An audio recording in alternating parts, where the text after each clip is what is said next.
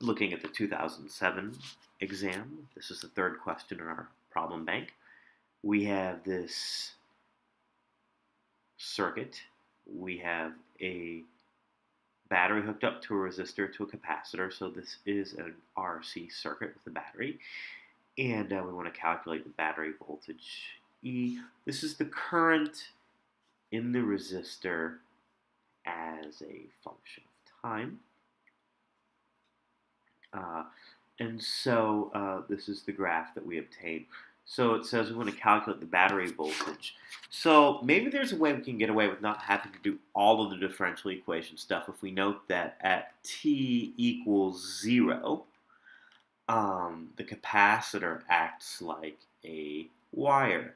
So at time equals 0, if we can get I times R, that'll get us the voltage across the battery because the resistor is the only thing consuming the battery voltage. So here we have a current of 2.25 milliamps. And we know the resistance is 550 ohms. So the EMF in the battery is going to equal 2.25 times 10 to the negative 3 times our resistance of 550, and that will give us a battery voltage 2.25 times 10 to the negative 3 times 550 gives us a battery voltage of, I'm getting 1.23 volts. Let me just double check that one more time.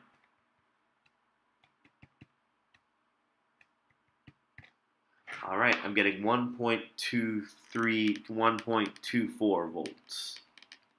All right, calculate the voltage across the capacitor at time equals 4 seconds. So let's be clear.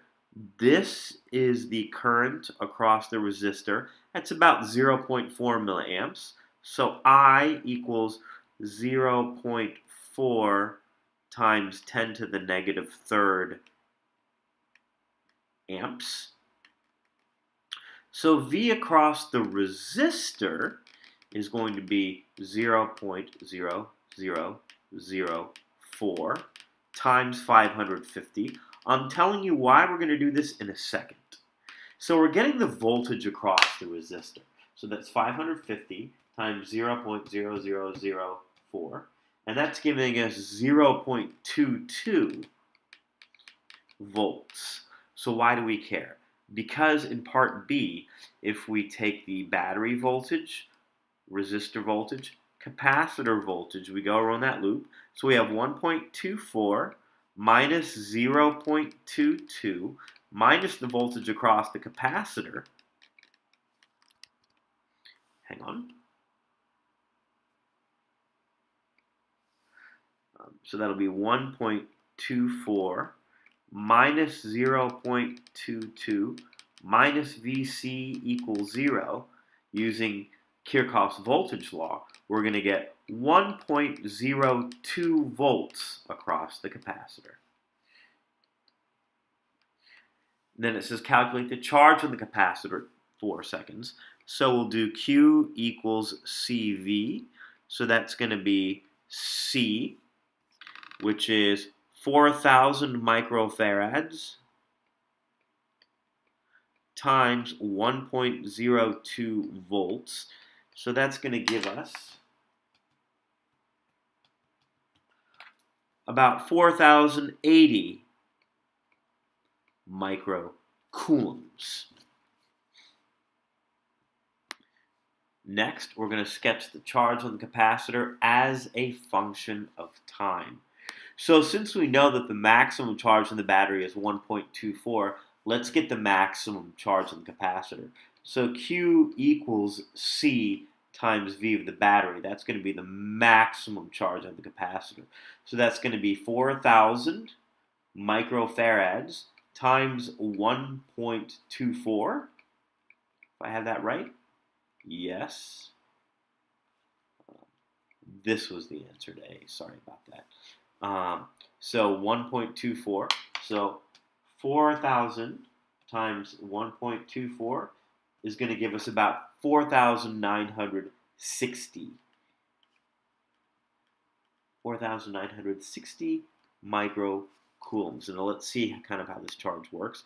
So at 10 seconds, yeah, we're definitely dying off on the current. So I can actually go to 4,960 right here. I can start at 0 here, and I can kind of do this exponential. Yeah, so right here is 4,960 microcoulombs. And so I can kind of have that be my exponential limit. Like that. All right. We're just going to do part E right here, where we're going to calculate the power being dissipated as heat in the resistor at t equals 4 seconds. So power is I squared times R. And what I'm going to do is I'm going to go here and get the current right there. So that's about 0.4 milliamps. So that's going to be 0.0004. And then I'll square it and times it by 550. And when I calculate that, let me make absolutely sure I have that right. Yes. So 0.0004 squared times 550. And that's going to give me 8.8 times 10 to the -5th watts. And again, just to note, part F we're going to do in a later unit, so don't worry about it for the test.